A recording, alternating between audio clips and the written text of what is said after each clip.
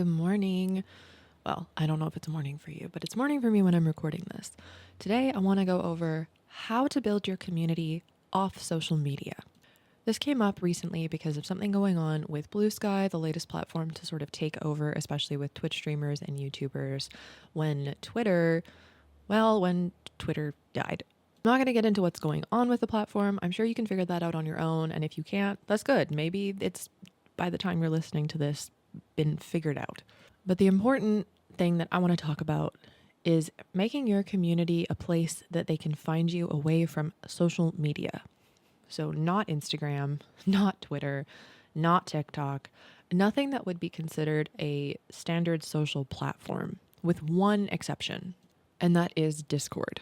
And the reason that I'm giving Discord an exception is because it's not really a social media platform. It's not where you post to try to gain followers or to have the algorithm really love you. It is a discussion platform, first and foremost, if you create it to be that way. So Discord is getting a pass because I don't consider it a social media platform. I consider it a more like forum. But the thing is, even Discord goes down sometimes, and not everyone is a Discord person, which is where the whole thing of making sure that you diversify your platforms is so important, because there's different people that use different platforms, and somebody might prefer Instagram for keeping up with you versus using Blue Sky for keeping up with you, or there's people that are still on Facebook, for crying out loud. I don't know anyone around my age that currently uses Facebook for anything other than like work events or like bigger events like game stores and things like that. But I digress. I'm going to say that to do what I'm about to tell you that you should do, you're going to need a little bit of money, because the number one thing that you can do for your community so they have a way to reach out to you if you are not available on social media or all social media goes down is to have a website. And you can use website building platforms if you have a lot of knowledge in coding and those skill sets. You could, of course, build your own outside of that, but you're still going to need a web hosting. You're going to need to purchase a domain, because nothing is free in this world anymore other than love and kindness. So, love and kindness, utilize that freebie. Give and take equally. Now, you're probably already tuning out because you're like, yeah, I've been told to make a website 1,000 times over. It doesn't work. Well, it's probably not working because you're not talking about it. And your community doesn't need it right now because you have social media. The point is to have it in case something goes wrong. The point is to have a literal home base so that your community can keep up with you and know what you're doing, regardless of where they are in the world, regardless of if they are logged into an account or not. They can go to such and such.com, such and such.ca, whatever it is that you put your website under, so that they can know what's going on with you, where you are, when your streams are going to be live, when content is going to be posted, if you're currently on vacation. It's like it's just a home base. It's like a tavern that you all hang out in for those fantasy lovers like myself. Are people going to use it? Probably not, but it's good to have it, because there are going to be a couple people who maybe are in your Discord, and when Discord goes down, they now have a way to keep up with you. Or there's a couple people who, I don't know, only use Instagram because they keep up with their friends on that platform and they don't want social media anywhere else. They can now go to your website and know what's happening, and you can post highlights from the community there. You can post Twitch clips of things that were really funny there. You can utilize it in a way to create a very fun place for where your community to hang out in and check out.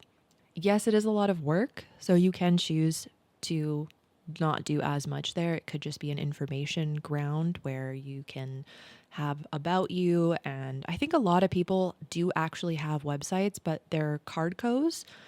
And those are just information and more geared towards brands, with less gear towards seeking community members or keeping community members updated. So instead of using one of those, it's better to gear it towards your existing community, not towards try to get new community in, because social media is a little bit more geared towards not only keeping up with existing community, but also trying to get new community. And the number one most important thing, if you haven't been told this yet in your content creation career, is your existing community. If you have curated your community to the way that you want it and it's currently only 5 people, those 5 people matter more than anything else because they're there to support you. They put in the time. They are going to be there till the end of the days. So it's important to recognize that keeping existing community is far more important in the long run than gaining new community.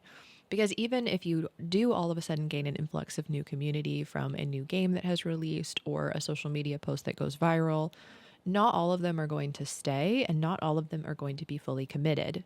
A lot of the times people hit the follow button because they feel like, oh, everyone else is following this person, or yeah, they're very cool. And then, you're out of sight, out of mind. So you don't gain as many people as you would think. For example, my Twitter account went viral because of a selfie that I posted. So my Twitter account looks like I'm really popular. I have 10.5 thousand people following me. But my engagement, even before Twitter completely shit the bed, for lack of a better term, even then, my engagement was really low considering how many followers I have. That's just how it works. People follow you, but they don't keep up with you. They don't seek out knowing what's going on with you. So your website is geared towards those that seek you out, not you seeking out others. And a lot of website hosting places are problematic, don't get me wrong. But if you have to start anywhere, there's Wix, there's Squarespace. Both have their problems, both have their histories. I am a big believer in harm reduction and choosing what is going to be best for you as a person and balancing where and when you do activism in life, because unfortunately, the world that we live in doesn't allow for 100% perfection. Like, I would love to do 100% perfection run in life, but that's not possible. There are other web hosting availabilities as well. Those are just the two most common and most popular because they've just been around forever. But keep in mind that they're really expensive. So do a little bit of research and see what you can find. I'll probably do some research as well and maybe link some options down below just to sort of give you a starting point. The other thing to remember is that your domain name should probably be your most common social media name, not something completely different than what you currently have going for you, because you want your community to be able to remember it. Funny enough, I had a website and then I took it down because I wanted to revamp it, and it's potionshop.ca, which is still on brand for me, but it's not my name. So I am considering making one that is just my name. And kind of following my own advice that I'm currently giving you because I've been meaning to do it and I haven't. So sitting down and actually doing that, I think would really help me feel secure in case anything were to happen. And the beautiful thing too is like you can link social media to show up on that website. So you could have your Instagram feed going to your website if that was somewhere that you wanted to do. Like, I don't know, whatever makes you happy. Maybe you don't use Instagram. I don't know. These are just options. But outside of that, you're going to want to have a Discord server if you don't have a Discord server. Even the people that are not familiar with Discord, surprisingly, there are a lot of people that are not familiar with Discord or just kind of learning how to use it, not even from a user perspective as a community member, but as a streamer or content creator. A lot of people don't actually have the complete know-how to run a Discord server.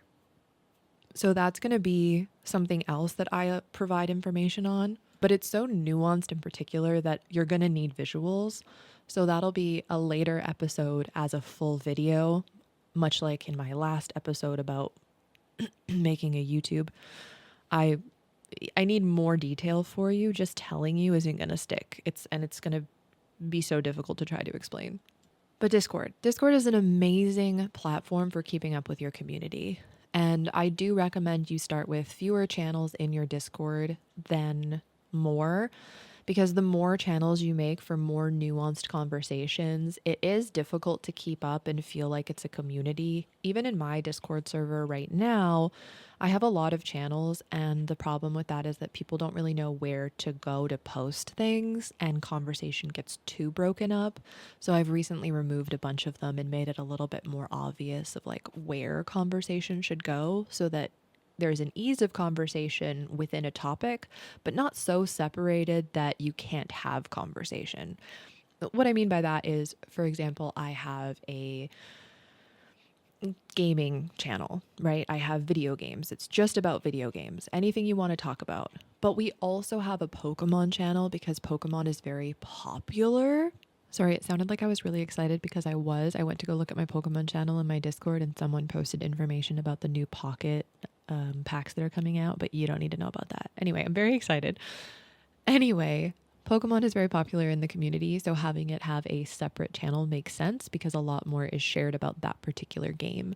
We also have different channels for Palia, and we have different channels for Stardew Valley and Animal Crossing, just because more information is shared that is very specific, and finding it is easier by having individual channels. So you might do something that's very similar. If you're an artist, you might have different channels for critique my work. You might have a channel that is specific for illustration versus written word, or digital versus traditional, things like that. If you are a specialist in fighting games, you might have a channel for a particular game because it's more popular than just the average conversation. So your Discord is fully customizable to whatever you need it to be. And the other cool thing with your Discord, and I will give this as a tip if you don't have it, it is work, but there are bots that you can get that will do this for you. I just don't know if there's any for Blue Sky yet.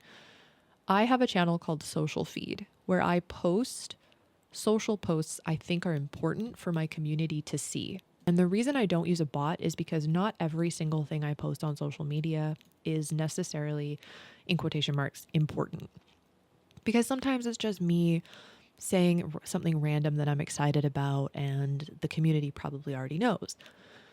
There's no need for me to post that in there.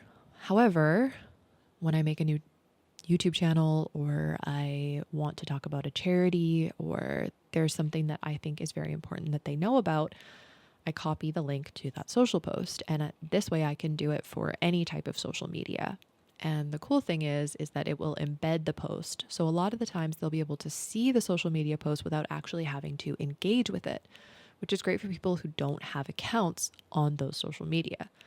Of course, there are things that you have to have a login for, which I hate. I really don't like when social media makes it so you have to have an account to see the social media post. It defeats the purpose of someone being able to keep up with you without having to have an account. And it bugs me so much. Like, let people choose how they want to interact with the world, please. And if you're worried that this might, cause disengagement with your social media sites and your YouTubes and things like that because you're posting them directly to your Discord, it's not for new people, it's for existing community members. And you can remind them that watching and liking the content on the site is helpful. But in the social feed, I'm specifically posting Twitter posts, Blue Sky posts. I don't really post on Twitter anymore, but you get the idea. Instagram direct links to reels that I want them to see, because they can see those if they have the direct link. You don't have to log in. Because they click those, it will still count as a view. And I never post YouTube links in my social feed. I have an announcement channel in my Discord where YouTube links go. And that way I can remind them to give it a watch, like it if they do, things like that. I'm really low pressure as a creator, which means I do suffer a little bit with getting, really great views or likes or things on stuff that isn't very topical, but I prefer it that way. I don't want to be a high pressure content creator. And it's okay if you do, if you want to constantly remind your community, it's okay. I actually encourage this on a regular basis. What I mean by high pressure is every single video, you remind them more than twice. That's high pressure. Reminding someone to subscribe to your channel at the beginning of a YouTube video and then reminding them to like it and subscribe at the end or somewhere in the middle is okay. It's sometimes necessary because not everybody watches the entire videos and some people skip through it. So it's okay to do that. I mean, if you're constantly talking about it. High pressure is like, oh, did you all go watch my video today? Did you all give it a like? Because that becomes to me obnoxious and makes me not want to do it. And that's just me. And I'm sure there's other people that feel that way. So I prefer to be like, I do want to support you because you did remind me, but I don't feel pressured to do it. Like everything, it's about balance, and that balance can be hard to find. Anyway, back to the topic of building your community and giving them a place outside. Discord, amazing. I'll go into more depth on that in another proper video at some point in the new year. And then having your website. I personally also really love having an email list. Again, there are platforms and websites that you can sign up for that allow you to manage this, but I prefer to just do it by hand. I don't like having my community share their information in ways that I'm not comfortable with. Pretty much everybody has a Gmail account, and if they don't, they're pretty okay with putting their email address information into a Google form for you. And if they don't, you can make a channel in the Discord that just says DM me, not a channel, a post that says DM me your email address if you're interested in a mailing list in case social media goes down, in case Discord goes down. Everyone has an email. We might just not use it.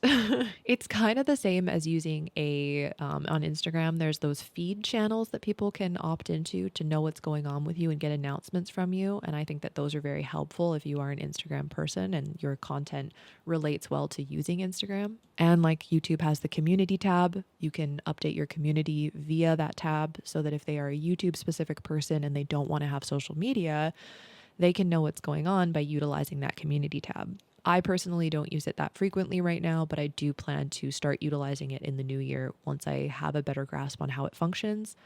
And YouTube has talked about changing it a little bit, so I want to see how that goes first before fully integrating it into my systems. So if you really want to have a way to reach out to your dedicated community and fan base, collecting emails is a good way to do that. You can use a Google form. It just says collect emails, and it says you are giving permission for me to email you, because there are legalities to it. It's very important that on that form you say, by providing me your email address, you give me full permission to email you with updates and other correspondence to do with my content creation across all platforms. It's basic coverage, and you should also put that if at any point you wish to stop receiving emails, reply to an email with stop. And if you get that email, delete their email from your mailing list. And you can make mailing lists in Gmail, so it's pretty simple to do. And again, this is just like a fallback. Discord is down. Social media isn't being what it used to be. And you need to reach people to tell them that something has happened that is extremely important, or that you need something from your community. It's a fallback. It's not your main use. You're not going to use that email list to contact these people on a regular basis. It is just a fallback. And honestly, you won't need that if you have that website running. And some website providers have newsletters available and people can opt in via those websites. And then you don't even have to track it. Now, how do you get your existing community to engage with it? Tell them. Remind them. Be a little annoying. Not super annoying, but a little annoying. If you currently use Discord, make an announcement once your website is set up. Tell them on your social medias that, hey, in case anything ever happens and you need to find me, here's my website. And make sure that you do use it, because if it's not getting updates, then people probably won't check it. If you live stream on Twitch, remind them that if anything ever happens and you need to get a hold of me, or you want to know what's going on with me, make sure you check out the website. That is home base if everything goes to heck. And you'll be surprised how many people just add it to their favorites in case they need to go there, or have it memorized because you've used your username that's across all platforms to make that website. So yes, it is a cost to you. It is going to be a yearly cost, and depending on the website that you want to make it easy to remember, it's going to cost you probably a little bit more. So it is sort of a balancing act of, do you think this is necessary or not? Discord is probably the best way to keep up with your community outside of that. The other thing with Discord I want to mention is safety and security. Again, I'll do a YouTube directly on Discord, but having your Discord be public can be very scary, especially if you are any type of minority. It can be terrifying to just let people come into the channel. So what I do, and again, this is manual, so you need to either have a moderator that is willing to help out with this, or you're going to have to just set some time to, do this every day after stream. On your Twitch stream, you can have a channel point redemption so that a person has to watch your stream for a set amount of time before they can actually gain access to your Discord. They need to be in the Discord, and then they redeem those channel points. That way, you know that they're dedicated to supporting you. They're a person that is most likely safe. It's just that they may not have the income to enter Discord financially, which leads me into the financial possibility. Always lock your channels behind a Twitch sub or a Ko-Fi sub. Ko-Fi is an amazing way for your community to support you. Not only do you gain more money because they're not taking a cut, PayPal will, but it is what it is. But it can access the Discord. So lurkers sometimes prefer this because they can set up a monthly subscription on Ko-Fi and not have to worry about having to click notify that I'm resubbed on Twitch. And it can be cheaper for them. For example, right now it's about $7 and some cents Canadian to subscribe on Twitch. But I can go to a Ko-Fi and subscribe for $4 Canadian. And the streamer gets the same amount of money they would from the sub, but it costs me less. And I get access to the community offline. So it's a great integration, and I highly recommend that you do look into it. It also gives your community a variety of options. If they're a YouTube person, but they don't watch Twitch, they can use a Ko-Fi to enter the Discord. If they are a TikTok person, Ko-Fi gets them in the Discord. It's amazing. It's such a great tool, and I highly recommend you think about it. You also don't have to do the channel point redemption, by the way. I firmly believe in not locking my content behind a paywall because not everyone can afford it. I do want my community to be able to participate in offline regardless of their financial status, because I genuinely believe that if they can support me, they will when they can. And if they have access to the Discord and then they get some extra income, more likely than not, they tip me on Ko-Fi when they have extra in a fuller amount, or they'll subscribe for a few months. And it means a lot to me that they do that when they can. And I don't want to punish them just because the world is trying to punish all of us. However, it is completely valid to want to keep your community behind a paywall. It is by far the safest way to make sure that people are there to support you and not to hurt you.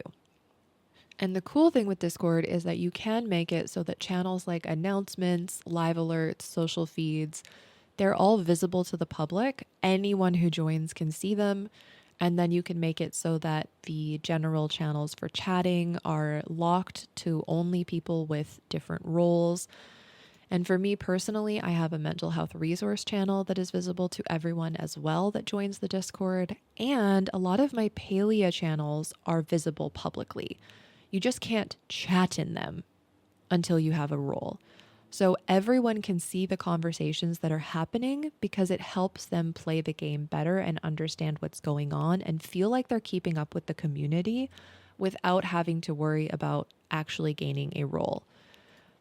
But my tips and tricks are locked behind a role because that way, and this is just me being completely open, if someone wants the tips and tricks channel available to them at all times, I would prefer that they either financially support me because I've put time and effort into it, or they watch the Twitch stream and gain those channel points. Put in the time if you cannot put in the money, put in the money if you cannot put in the time. It just makes sense to me. I think it's a great balance. If you don't agree with me, that's totally fine. We are all different people and we're all going to run our communities differently. And last but not least, actually engage with your community, because giving your community a place to go when you're offline means shit all if you're not there. More than often, your community is there because they love you and what you do. And yes, they will make friends within the community over time. That will happen naturally. But they're there for you. So if you're not engaging, it means nothing. Spend time playing games in your Discord if you're just going to be hanging out. Do movie nights if that's what you like to do. Start a book club and say, hey, I read this book. I liked it. That's all you have to do. Share pictures of your pets. Tell them that their pets are cute. Just give a shit. And genuinely give a shit. Don't start trying to make a community just because you think it'll help you succeed. These are real people with real feelings, with real lives. You owe them everything. Without your community, you are nothing. And I want to just drill that into your brain, because the minute you start to feel on a high horse, no, you're getting bucked off. It's not happening. Put a sticky note or something on your computer that says, stay humble, stay grateful, because the people watching and engaging and partaking in your content are the reason you're able to do what you do. So don't go into this thinking this is how you're going to succeed. This is how you're going to, grow your channel. This is not about that. This is about giving back to the people who have already helped you grow and helping the people, thanking the people that are going to help you grow in the future. Remember that. And with that, if you're my community and you're listening, I love you. Thank you for all that you do. Thank you for letting me do what I do. And to everyone watching / listening, thank you for being here. I appreciate you. And I hope this helped you in your content experience or as a community member feel more validated. If you're listening as a community member, if you're a streamer and your content creator doesn't feel like they give a shit about you, then they probably don't. And it's okay if you're like, yeah, I'm just here for the entertainment. I don't care if they give a shit about me individually. That is also okay. That is your decision to make. Just critical thinking from everyone, viewers, content creators, critical thinking. Anyway, thanks for listening. I hope you enjoyed the episode. If you did, thumbs up, subscribe if you feel like it, as always. And I will see you next time. Have a magical day, friends.